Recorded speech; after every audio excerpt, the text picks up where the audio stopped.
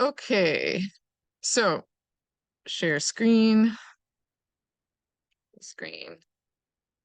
So I have developed this stripe and I just drew a few lines and I've put it onto this 11 by 17 document. And we are going to place this stripe onto this image that I downloaded from Pexels by Ogo Johnson. And we are going to bring this image into Photoshop and place our stripe onto her. And I've chosen a stripe today because it's a bit more difficult to get it to look realistic. This process is a bit easier with a more like random uh, textile design, because then your eye won't notice that that it isn't like wrapping around her. So we need to have enough stripe on here that it like will look proportional on her body. So it may be that once you get it into Illustrator or get it into Photoshop, you realize, well, like the proportions aren't exactly right for this. So you may need to right click transform scale in Illustrator. And then if we uncheck transform objects, leaving only transform patterns checked, the pattern will scale down. So we can get like a few more motifs in there. And then we can hit OK, and I will export this file, export as, I'll just export it as a JPEG. And that's fine for this purpose. And we will call this stripe demo. And I'll make sure to check off use artboards, so only the artboard will be exported. And high quality, high resolution, and anti-aliasing, it probably could be on. I think that would probably be fine, but we can change it to none for now and hit OK. And then I'm going to switch to Photoshop. So I'm actually going to quit Illustrator for the sake of my little laptop. Save that Illustrator file, that's fine. And the type of image that you should be looking for when you are deciding on a texture map image is a image where there's lots of contrast and shadows on it. So you don't want to choose an image that is perfectly black, because like a black garment, the shadows don't show up on it as much. So it's much less effective for texture mapping. You would want to choose something, ideally a white garment, but it's no big deal to choose a colored garment. We can just make it black and white. Um, and we are going to break this up and let the shadows show through the pattern using blending modes. So we need to be able to see some shadows on there. So back in Photoshop, I'm on the home page and I'm going to drag this download in there and it should open up. Or if you want to make sure that it will look good in your portfolio, you could go to File, New, and make an 11 by 17. Because you should be probably printing at around 11 by 17, and then you can pop this image in there. You do want to make sure that you're working on a high quality image, so probably something from Pexels or Unsplash is better than like Google image search, where it might only be like 600 pixels by 600 pixels, and that really wouldn't be enough. We can check how many pixels it is on Pexels. This is 2,560 pixels by 3,840, and that's plenty big, especially for an 11 by 17. So if you want to check how many pixels are in your canvas, you can go to Image Canvas Size, and this is 3,300 pixels by 5,100 pixels. So it fits, or it's close to fitting anyway. And then we are going to break her up into various portions, or at least break the garment up into various portions. So a good place to start with that is this bar down here where we can try choosing select subject and seeing how it does. And then we can refine it with some of our selection tools.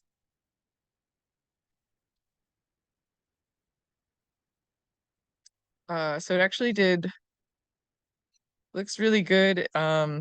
It caught some of this in here, but we actually don't want to touch any of her body or skin or hair. So we're going to remove all of that until we just have the garment. So I like to use the polygonal lasso tool, but you may be able to use something like the quick selection tool or something else. If you can raise the size of the quick selection tool over here. And with any of these tools, if you hold Alt, you'll subtract from the selection.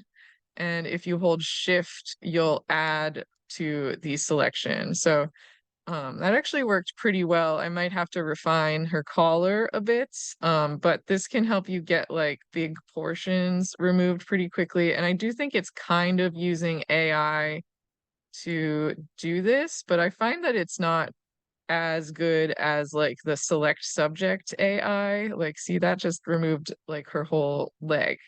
Um, yeah, there we go.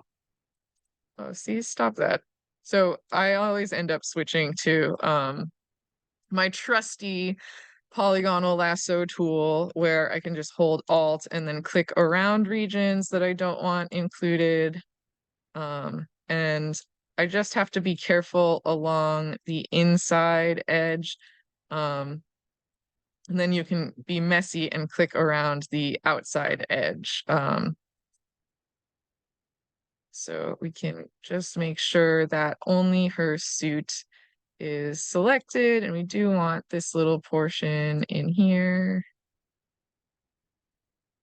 And you can zoom in and out with Control plus and Control minus with this tool, and then you can go, if you make a mistake with the polygonal lasso tool, you can hit backspace or delete, and that will let you go backwards. And basically all these same things apply with the other selection tools like the magnetic lasso tool, which I know a lot of students prefer over the polygonal lasso tool. But I find the magnetic lasso tool also kind of has a mind of its own. So, but still Shift will add and Alt will subtract. And you just have to hold those at the beginning of your clicks. And then even with the magnetic lasso tool, you can also hit delete to have it kind of go backwards if it gets away from you.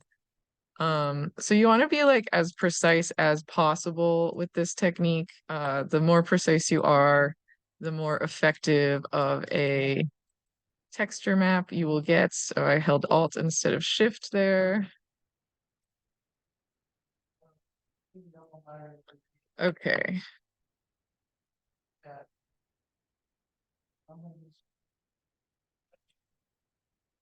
Oops.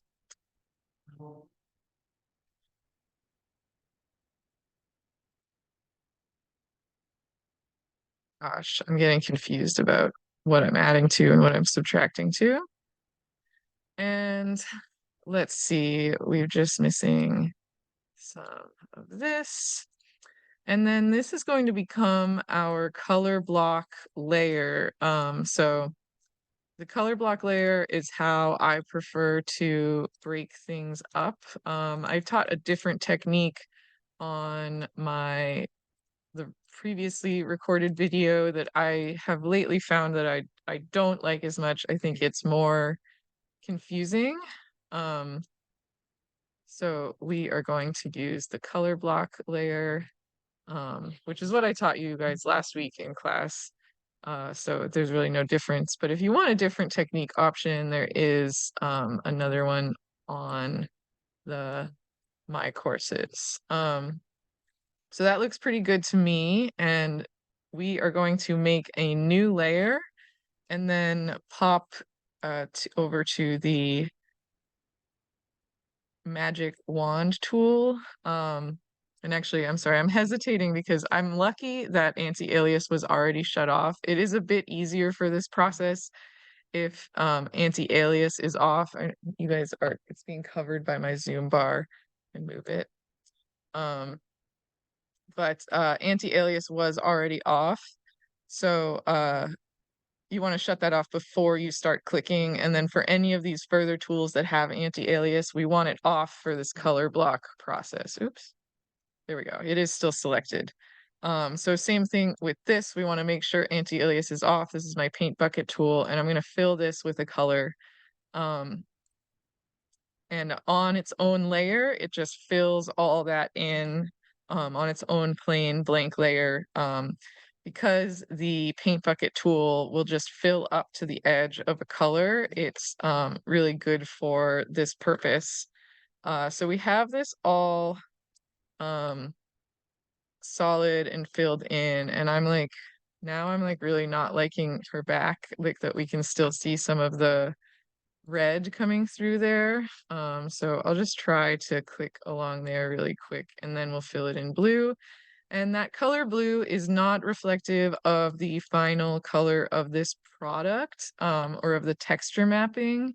It's all just for our purposes, for selection purposes. So we'll fill it in blue, and then we are going to break it up further into different sections. And then the benefit of this is, and I'll even deselect so I can show you now, is that when we grab the magic wand tool, even if the tolerance of the magic wand is on 0, we can just have this layer selected. I'll rename it my color block layer. And then with the magic wand tool, we can click on various parts of it and it will instantly be all selected again. So it didn't select her leg because that's not attached, but if we uncheck contiguous, contiguous means touching, then it would select her leg and everything as well. So now we need to break this up into different sections, and we're going to color each of those sections a different color. So I like to do that by lowering the opacity on the color block layer a bit. And then I grab my polygonal lasso tool again, and I don't need to click around the outside edge. I think like a lot of beginners, if they were trying to select like this back portion of her dress, they would then try to click around this whole back section again. And we've already done that. We don't need to worry about that part because the paint bucket tool will only fill up to the edge of the color. So we can be really messy around the outside edge. I feel like her shirt is like really blending in to her pants there. It's weird. It's like it doesn't exist. I'll shut off the layer. I guess it's like tucked in the back. So it's right there. So we will start clicking and we'll just worry about the inside edges. So we can be messy around the outside edge. Or anywhere that we've already defined. And technically, like anywhere there's a seam, anywhere where there's different cuts of fabric, those should all be different colors in our color block layer. So we've selected that section. We're going to grab our paint bucket tool and pick a new color and then click in that section and it'll fill that. And this is, again, these are just temporary colors. They don't reflect the end product. So if I want to choose the back line of her leg, now I don't need to be careful around this seam. And again, I'll see beginners with texture mapping. Sorry, Control D. they would try to like click along this seam again, and that will create imperfections and leave behind pixels. So you really do want to be messy with that, and then we can come down and we can choose just the back section of her leg.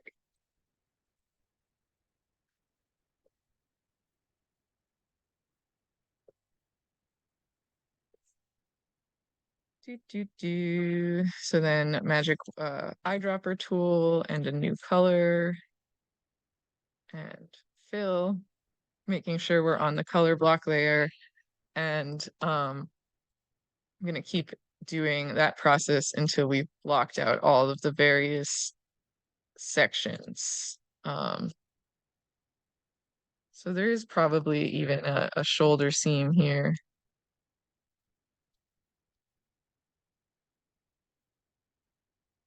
Paint bucket tool.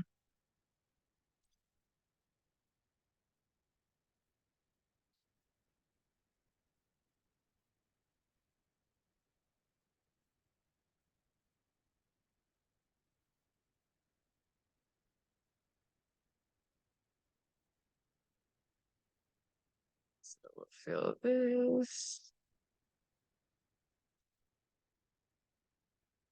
And do this left collar.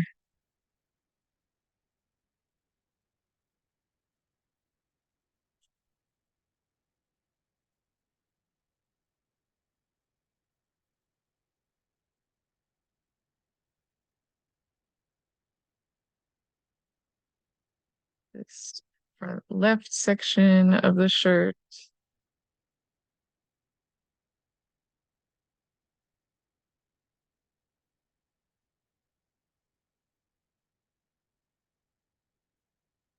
Yes, that does kind of fade out.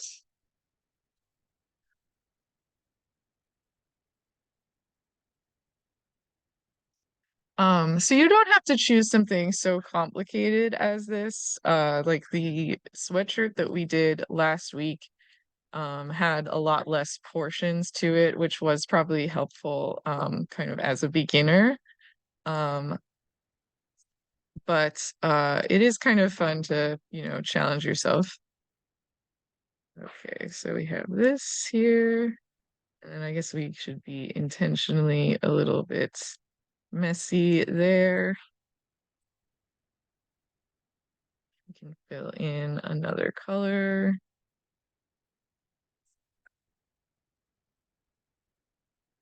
We'll do this little corner of the interior of the shirt.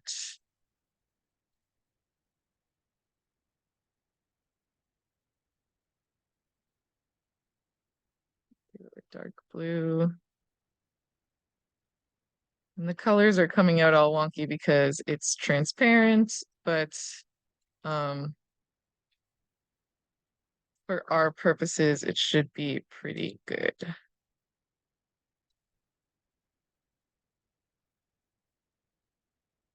We are just going to use them to select.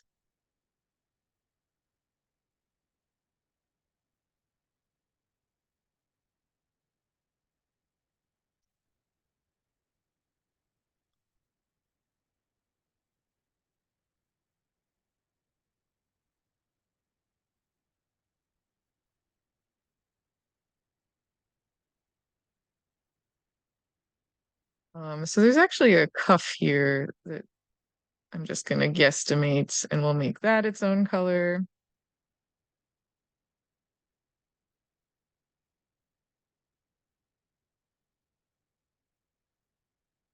And then we've got one cuff here.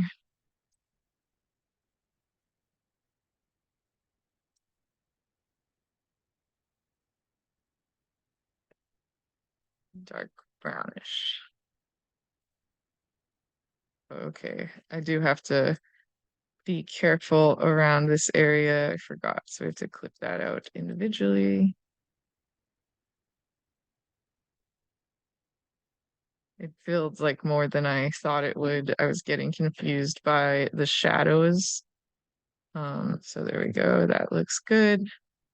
And then I guess this front section should actually be the same color as this. So I will choose that front section.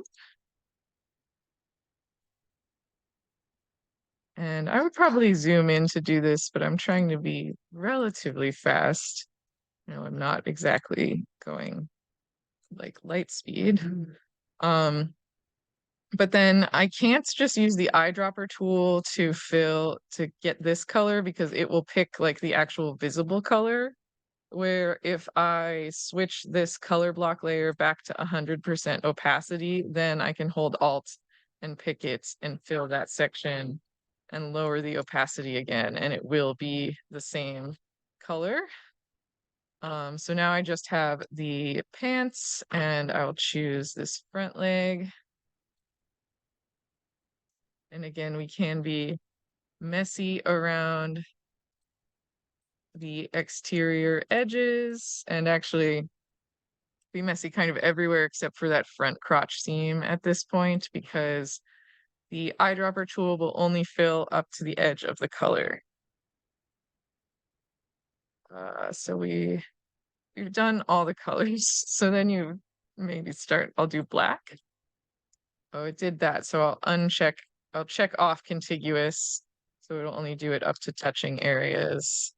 And then we just have this blue section left and I can fill that all on its own. Maybe there's a seam in there, but I'll leave it. Do chartreuse. So those are all the same legs, so I'll fill them all the same color. If you want to remove some of this like red that's showing up, you can finesse with a pencil tool. The pencil tool is different than the pen tool, that it has hard edges, so the pencil tool doesn't soften at all, where a brush tool, even if you have it set to 100% hardness, the brush tool has a soft edge. So if we zoom in on these, you'll be able to see the difference. So that is a soft edge, and that's what we're trying to avoid in this case. So with a little pencil tool,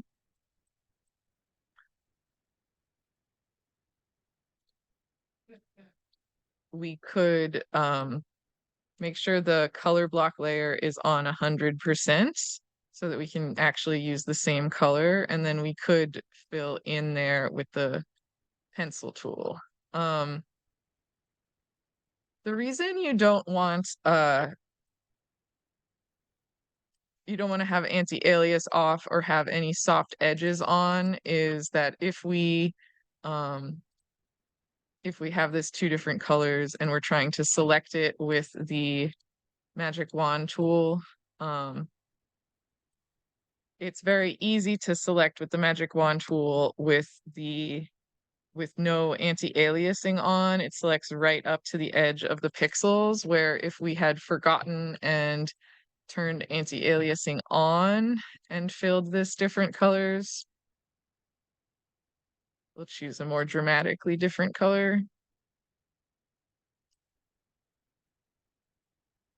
It softens that edge and it adds other color pixels in there. So you can see there's two different colors of transition pixels. And then with my magic wand tool, I can't actually select all the pixels. So if I like select here or select there, I'm always losing those in between pixels, which will leave weird uncolored sections in the process.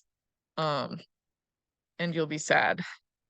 So got to make sure anti-alias is off, and I will delete that, and I will also turn off anti-alias for future Kelsey. Okay, so she is looking very cool, all color blocked. And again, we are just using those to be able to select the regions quickly. So then we can bring in our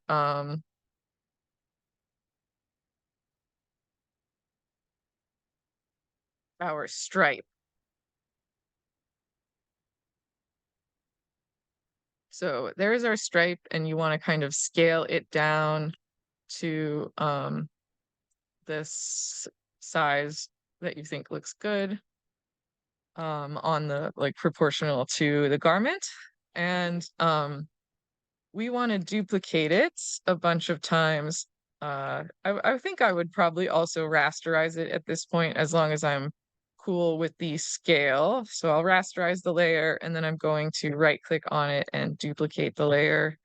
And you could also choose Command A to select everything and then copy and paste it a bunch of times. And I'll just paste it a few times right now and then I'll shut off everything but the top layer.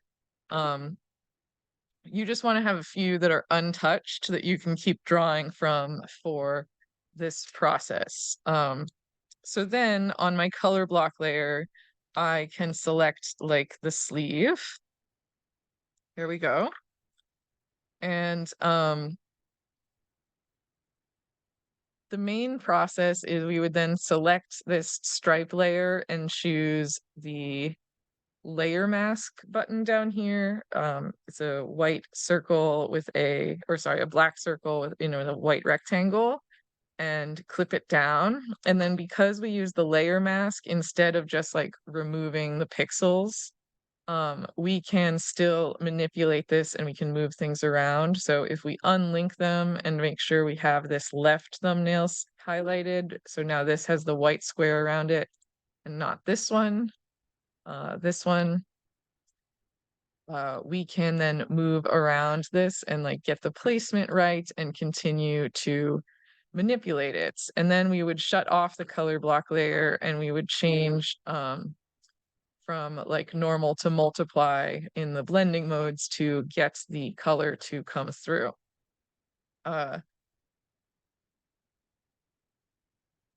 Yes, yeah. In order to get it to look like really nice, like mwah, then you do have to do it on every piece, which on something like this would be quite laborious, but on my example yesterday was only like 5 pieces. So you could, yeah, I've got the collars in there and everything.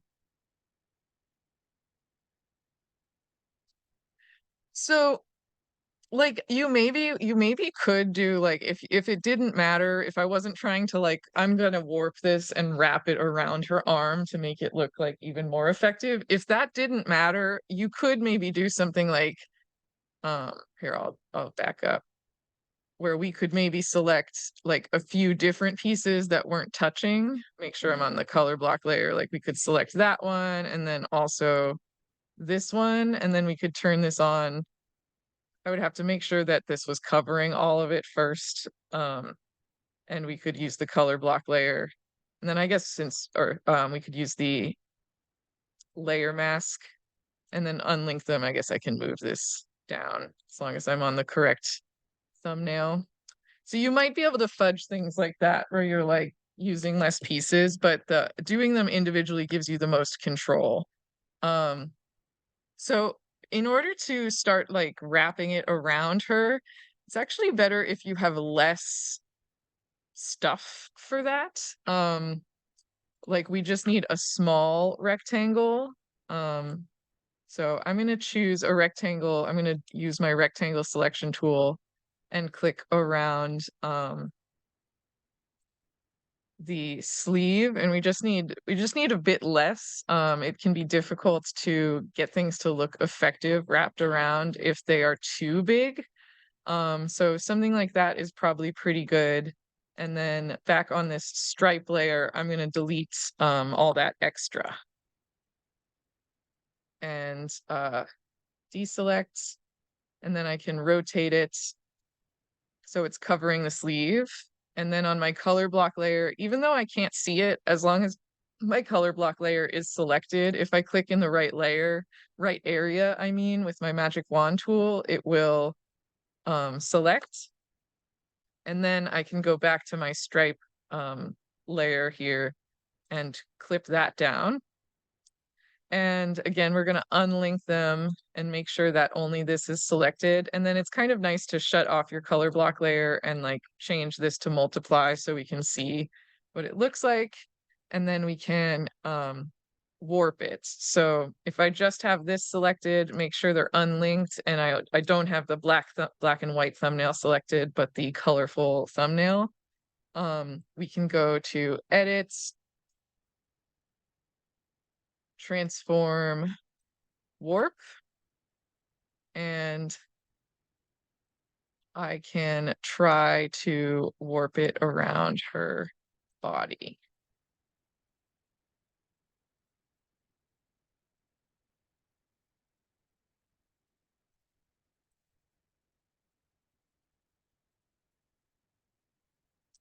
Something like that.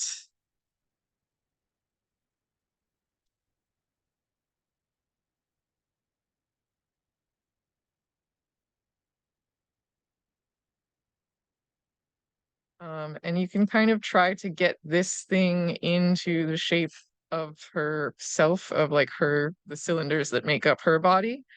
Um, and that kind of helps. It can be tricky with a rotated cylinder. But once you think it looks good, you can hit enter, and then that is like one of your pieces done.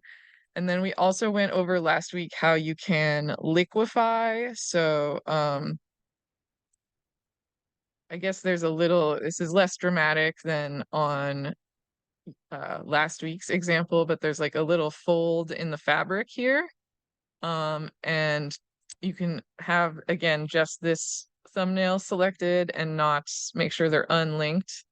Um, we can go to Filter, Liquefy.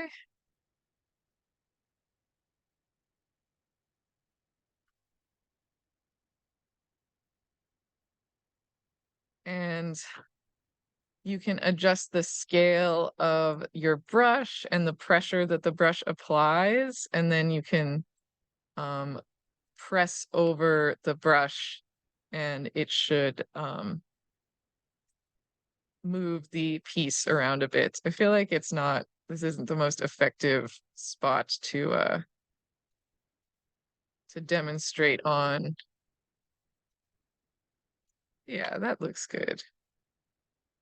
And then down here as well, you could liquefy it and adjust these so that it looks like it's moving around the lumps in the fabric. And that type of thing really can make it look very realistic. And then when you're good, you can hit OK. And then we've liquefied that so it looks a little bit more realistic. And same thing down there. It's like moving with the folds. So that process would then be repeated for every other piece. So for some pieces, it's not going to be as important to like warp, like her front panel. I maybe just have to make sure that it's like at the right angle. So we'll try doing that. Make sure I have her shirt selected on the color block layer. I'll select both parts at the same time because those are both part of the same piece.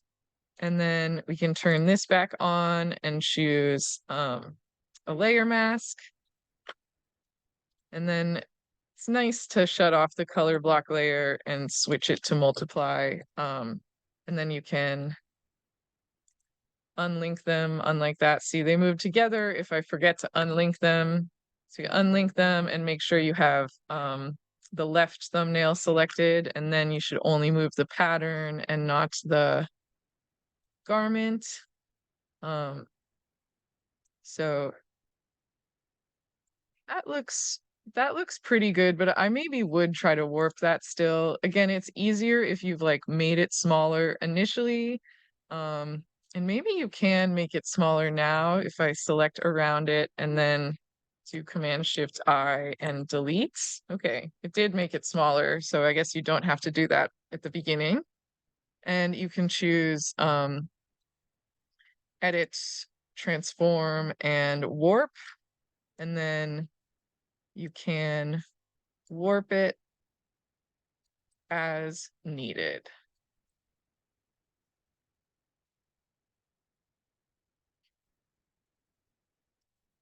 Um, and I guess it is up to you if you like want to leave certain sections color blocked differently, or like I could leave her cups red or a matching color or something like that. Um, Up here, there is a pretty significant fold in the fabric, so that would probably be good to liquefy there. Um, make sure that that's clear. Uh, it didn't work. I think you can't choose this liquefy up here. You have to go down to this liquefy. This is always showing the last filter you used, and it'll just apply the same filter again. So let's try that, this liquefy. There we go. And then we can fudge that, and you can fudge down here. I can hit OK. Um, and you can keep going as needed. Now, obviously, this isn't the right color.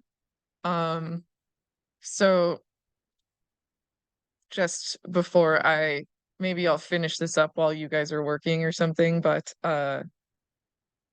we can make this black and white, and then the color will be clearer. So on my color block layer, I can select all around her.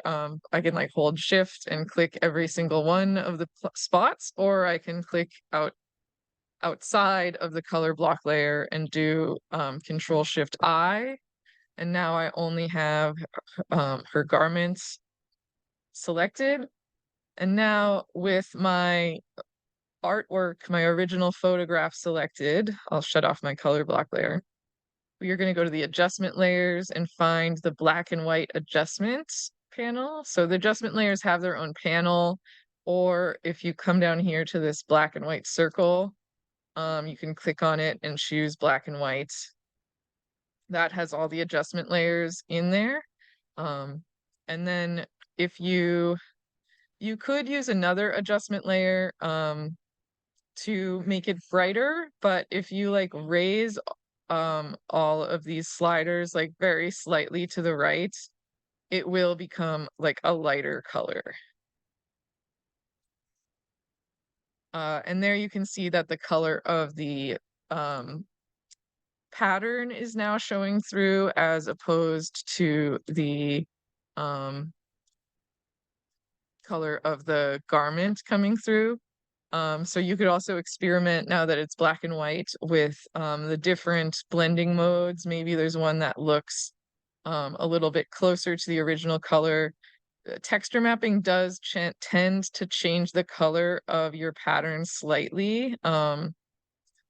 And multiply is normally the one that kind of like keeps it the closest. Let's compare it though to the original colors. Yeah, it's not so different. It's definitely darker. That is going to tend to happen when you're using these. And you can also try lowering the opacity as well as using multiply. But in this case, I think just multiply is looking pretty good. So this same process would apply for an interior space.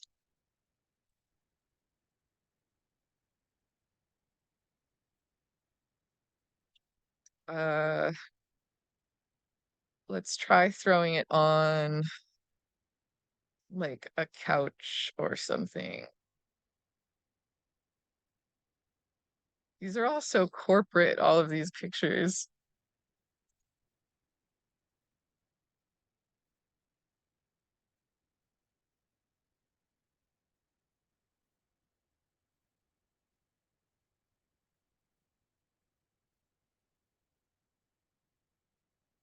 Um, I would make a new 11 by 17 at 300 pixels per inch. I would drag that in there.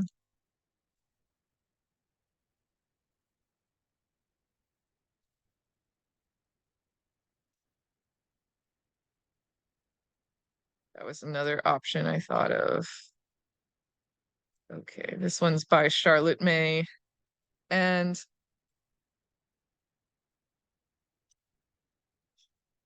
I would start by trying to select around the whole couch, and then I would break it up into various sections using color block layers. Oh, this one's tricky because it has the reflection in there. That would make this, I would probably choose another one. I'm gonna fudge around the flowers for now. Huh? I wouldn't use this one because of the mirror would intimidate me because you would have to do the exact reverse of the pattern. It would be hard. Um, but we can use it for, it's fine for demonstration purposes, or I might like try to remove the mirror or put like another piece of artwork there or hide it or something like that. Um, so I would make a new layer and name it my color block layer, and then fill it with a random color, lower the opacity, and then choose around the various sections. So um,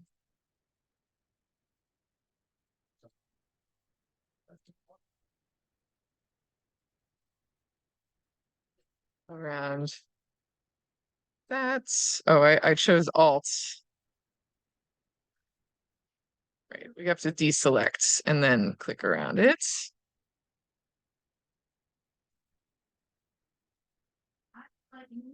And we could fill this with a different color. I would break it all up into different colors, every portion of the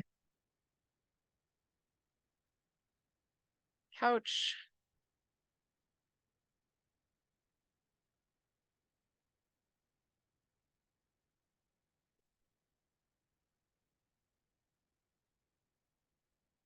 And then I would keep going and do all the pillows too. I wonder if I can remove um this plant by choosing select subject and then deleting in the plant. I wonder what it's going to decide is the subject. It's going to crash my computer. Okay. Oh, it decided that was the subject. Maybe we have to be on this layer. Shut off that layer. I'm hoping that it thinks the plant is the subject. If it's ever choosing the wrong subject, you can use okay, it did a pretty good job, but you can also use the object selection tool. So we could draw, I'm holding shift while drawing a little box around that leaf that it didn't select, and then it might be able to think through it and select that leaf. Yeah, it did a better job anyway. And I can also hold shift and draw around the table. So that looks pretty good. And then back on my color block layer, I can hit delete there, and then it doesn't have any of that included. Didn't do the best job, but for today's purposes, that's fine. And then we could drag our repeating pattern in there. I guess we can still use the stripe, although I don't think I would actually put this stripe on this couch. I guess we'll leave it like straight up and down for now, and we'll duplicate it so that we have an extra one or two. And it is probably good to rasterize them before you start this process. So you can also do Control A and then copy paste, and that will also duplicate. Um, so on our color block layer, even if you can't see it, even if it's being covered by your stripes, if you find the magic wand tool and click where you know the couch is in this case, as long as you have the color block layer selected, you will automatically select that, and then you can switch back to the stripe and you can use the layer mask. And then we can unlink them, and I can rotate this as needed. Just make sure you have the left thumbnail selected and not the black and white thumbnail on the right. So we can rotate as needed.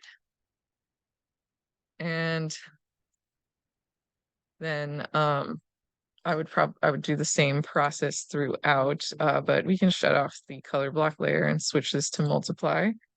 So it's become much more muted. So if you wanted to, you could try changing the color of the couch or whatnot. But for something like this, where the stripe like rotates around the garment, or the couch in this case, like this stripe would like move with it. We are going to need, I think, two different pieces there, because if we tried to warp one piece to be that whole shape,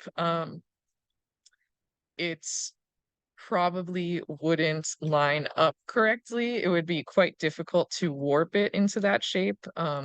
So I would probably select on my color block layer this, and then I would cut it in half.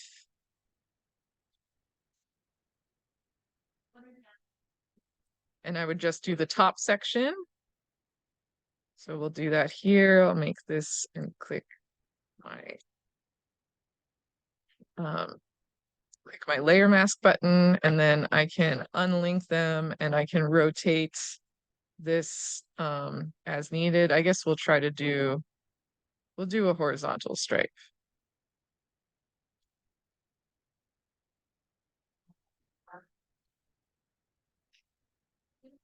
There we go.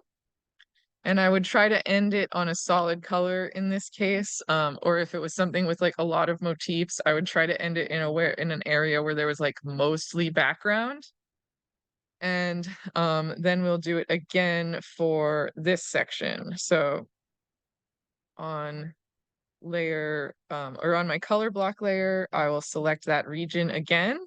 And then interestingly enough, with the layer mask thumbnails, you can add and subtract from selections with the layer mask thumbnails. So I want this to line up exactly with the edge of this. I don't want it to be like any extra or overlap.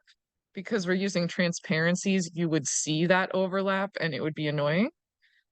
So you can right click on the layer mask thumbnail, the black and white thumbnail here, and you can choose subtract a mask from selection, and now we only have that region. And with layer one, in this case, it's layer one on there. And I would duplicate this since that's my last one. I'd have like an extra one going all the time. With layer one, I would come back to, or I would come down to my layer mask button and then unlink them from each other and make sure my left thumbnail is selected. And then I can move it as needed and get that placement correct. And then I would keep doing the rest of the couch, but we could shut off the color block layer and make sure that things are looking pretty good by switching both of these to multiply. Or it might be that another one of these looks better for this purpose, like color burn actually looks pretty good, or yeah, sometimes soft light and hard light look good for this process as well. And then sometimes color looks good. But really it's most of the time it's multiply. But that would be the process for an interior. And then this type of thing also, where I had to do this also happens on like knees and elbows a lot of the time, where like the fabric is supposed to curve around those. So you have to, even though this is cut out of one piece of fabric, for the color blocking, you would have to make it, or sorry, for texture mapping, you might make it two pieces so that it looks more realistic. Okay, so that is basically the process. And I guess I'll go through it one more time here with the leg, just to be thorough. Even if the color block layer is turned off, if you have it selected and click in the right region, you will select, and then you can go back to your pattern layer that you're manipulating, and choose the layer mask thumbnail, and then you can unlink them and make sure you have the thumbnail of your actual artwork selected, the left thumbnail, and then you can move it around without moving around the the layer mask, right? If they're linked, they're going to move together. And if you just have this one selected and they're unlinked, it's going to move like the layer mask itself and not the artwork, like that cartoon chowder. Um, so you want to unlink them and have the left one selected. And then if I wanted to warp this around her leg, I would prefer to have less artwork on there. So I might select around it and do Control Shift I and then delete all of the rest of the artwork on there that we don't need anymore. So you could see in the thumbnail, it did get smaller. And then we could deselect, make sure we only have that left thumbnail selected, and then go to Edit, Transform, Warp, and we can warp it around her body.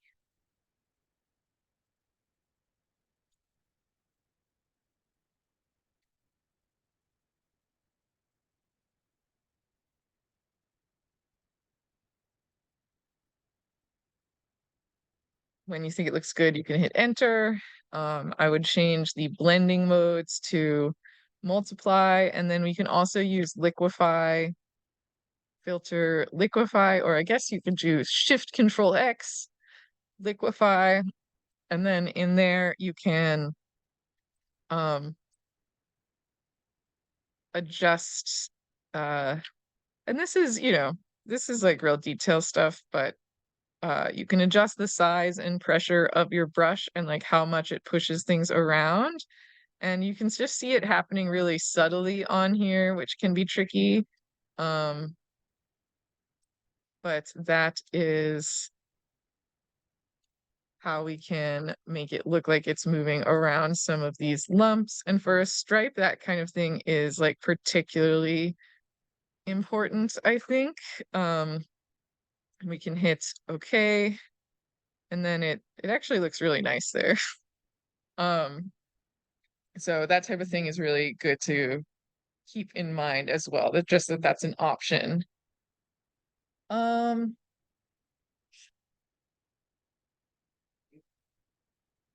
Questions?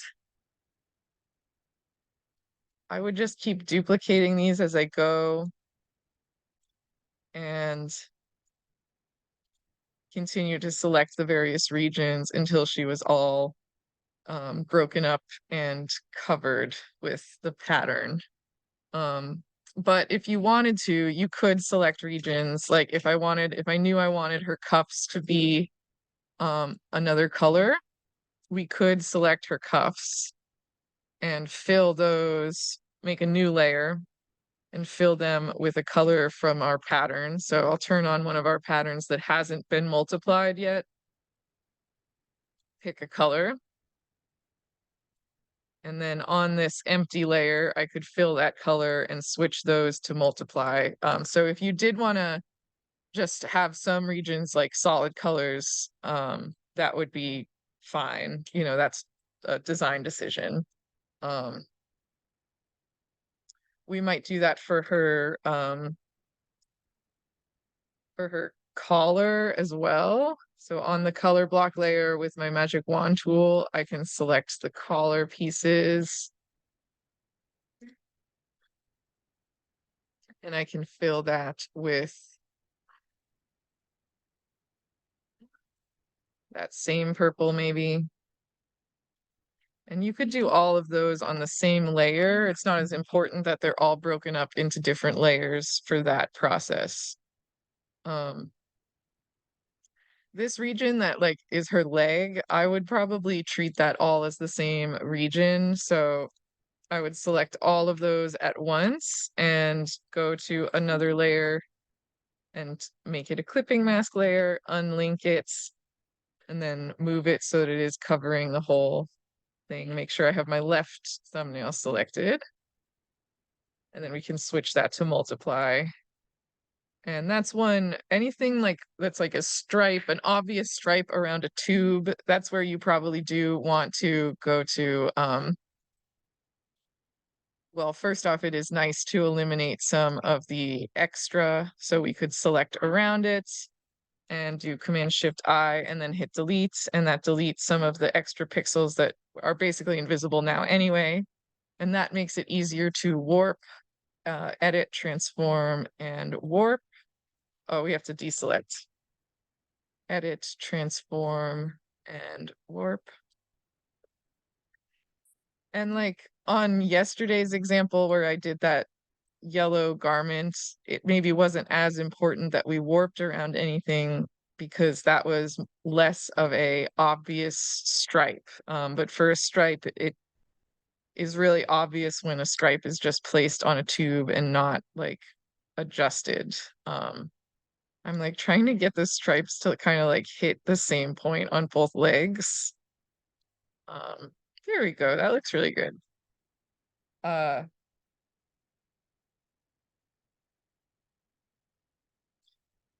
so for in class today, I think it would be great um, if you tried this out maybe with a simpler image, but with one of your old, repeating patterns if you have access to them, or you could make, like, a really simple one to try it out with today, and then you could also work on your mood boards for your next project, but that will give you a chance trying out the texture map to, like, ask me questions about it before it's, like, your final one that's actually due, and also you might be doing it over spring break, so I'll be less accessible too, so it'll be good to for you to experiment now. Cool. Okay. I will stop recording. Goodbye for now. Stop share.